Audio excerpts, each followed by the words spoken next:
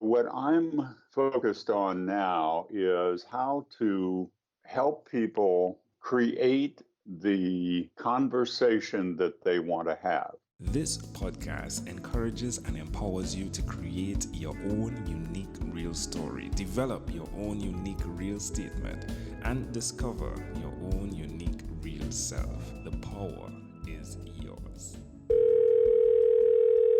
Good morning, Michael Cavitt. Previously, episode 536 of the 12-Minute Convos podcast. It's been just 2 years, 9 months, 18 days, 6 hours, and 30 minutes since we last had our conversation.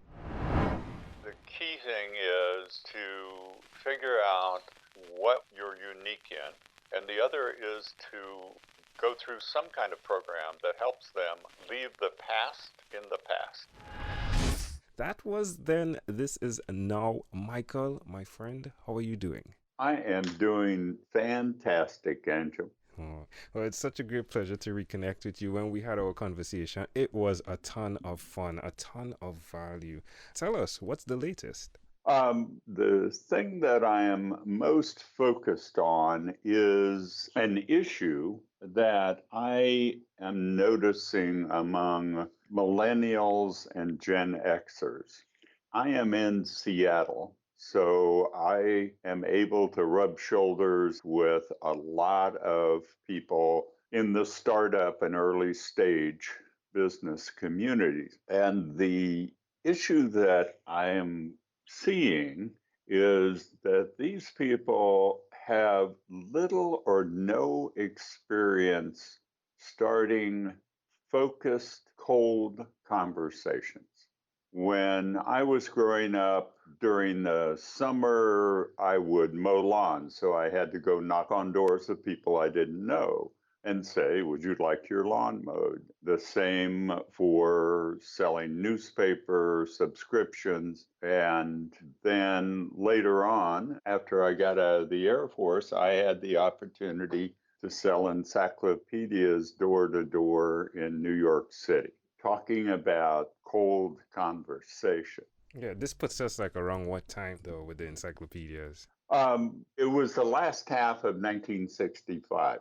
And what I'm finding is, particularly those in the tech area, are very good at creating the funnels online and sending out emails and creating splash pages and getting people to come to them. However, when they need to find an investor, a co founder, a key team member, a donor, a volunteer, they don't know how to go out and start those conversations cold. So, what I'm focused on now is how to help people create the conversation that they want to have. And what I am working on is initially through a workshop that I'm doing. And then I'm going to take it to a book and an online course, is how you decide who you're looking for, where you're going to look for them, what you're going to say, and how you're going to follow up with them. And the result then is something as simple as, hi, I'm Michael, and I'm on a mission. I am looking for people who feel challenged in having cold, face to face, targeted conversations. Is that you? I believe so, yeah. And of course, I'm playing along here, right? Of Yeah, I course. believe so. All right. Well, thank you very much. It'll take about a half an hour or 45 minutes for me to describe what I'm doing and what I'm looking for. Do you have a business card? I will call you and set up an appointment. Hmm. It's intriguing, right? That way is one that is the foundation of business, and how even with what the technology is, that it still comes back to that. And I think it's coming back to that because it basically. No, it's one thing to do the splash pages, then. Let me just dig a bit deeper. It's one thing to do the splash pages, but the longevity of the client, it's dwindling, isn't it? It is because there is not a connection and a trust relationship. Hmm. So when I've done sales training over the years, one of the things that I point out is there's a difference between a buyer and a customer. A Mhm. buyer has purchased your service or product once. A customer has purchased your service or different products from you multiple times.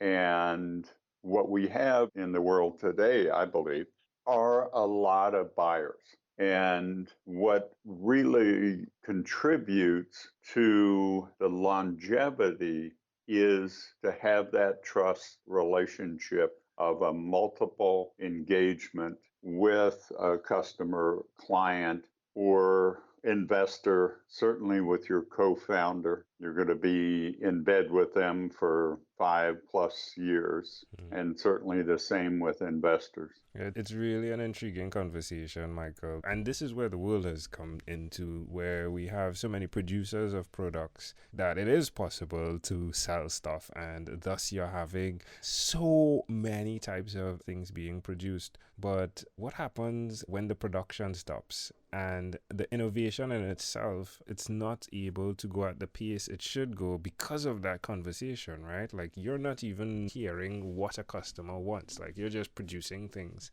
And I Yes, think business evolved based on the conversation. So I produced something, I spoke with you about what I had to sell you, you used it, and then I got feedback from you, right? Like direct feedback in terms exactly. of how it could be improved. And then I created that product and so forth and so forth. But you're saying without the conversation, there's a ton of value that we're losing. Is that correct? Certainly. And it's most critical when you're looking for those key relationships. And I believe it expands into the customer client area as well. Certainly, that can function more adequately with less personal connection Hmm. and having that relationship be just around the product or the service. I want to circle back and say, though, that for the 5 areas that I was mentioning investors, co founders, key team members, donors, and key volunteers, it is much more critical to have built that relationship and be able to have the trust and buy in from the person on what you're doing Hmm. or what the organization is trying to accomplish. Yeah, that's gold right there. That's gold. So, where's the best place for someone that's listening to connect with you, Michael? Michael at CavittAssociates.com. And because of the shifting of the focus, my website is currently not available. So my LinkedIn is another place to connect with me. Wonderful, wonderful. Well, Michael, one of the things we had spoken about in our conversation was the power of asking questions. And that is something that resonated with me tremendously. I am the podcaster that asks the questions, right? So you could imagine. Yes. And I do appreciate what you were sharing. The one thing is, like, I can't get the book from Barbara Walters, right? It's not in Yes. Kindle version, right? I'm looking for it, but I can't get it. Well, do you want to open up the power of questions for us a bit for my listening audience? Well, Barbara Walters in the 60s wrote a book, How to Talk to Anyone About Anything, I believe is the correct title.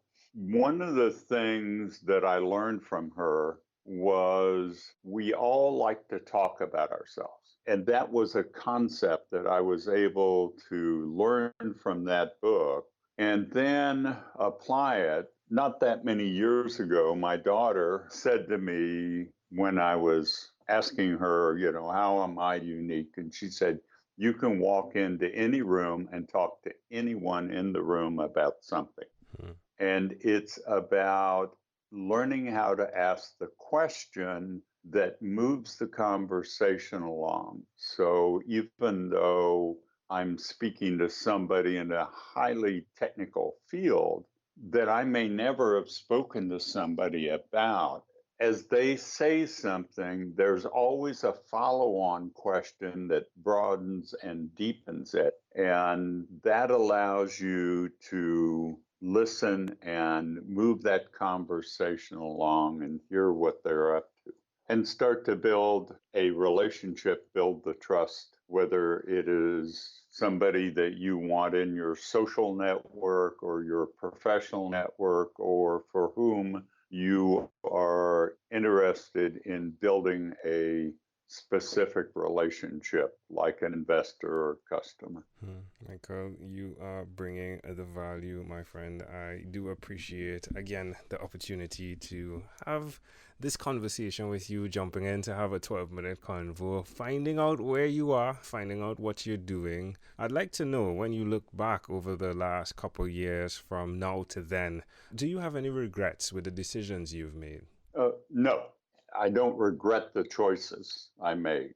And I'm very satisfied where I am today. I'm glad to hear that, Michael. Michael, well, again, this has been a great pleasure, my friend. A pleasure I treasure. Before we leave, is there anything else you'd like to share with our amazing audience? I want to share with them two things. One is how impressed I am with what this has evolved into for you. And the other thing would be to ask you a question. When you started this, what's been your biggest surprise? My biggest surprise. My biggest surprise has been how much the podcast has helped me. Yeah. Great. Having conversations with so many other people, really jumped in here to test what Zig Ziglar said, which is help enough other people get what they want and you will get what you want. Mm-hmm. I think the younger me stepped into that and was looking at that from a material perspective.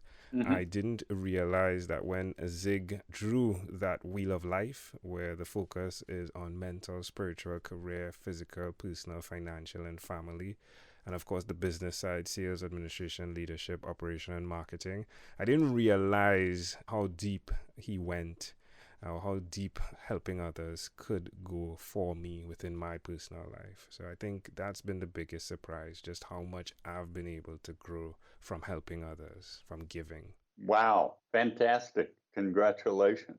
Yeah, I appreciate that. Thanks for asking me that question, Michael. Again, it is my pleasure. This goes down in history, right? Michael Cavitt at 77. Again, thank you, my friend, for being on what is inspired by 12-minute Convos with Angel Jones.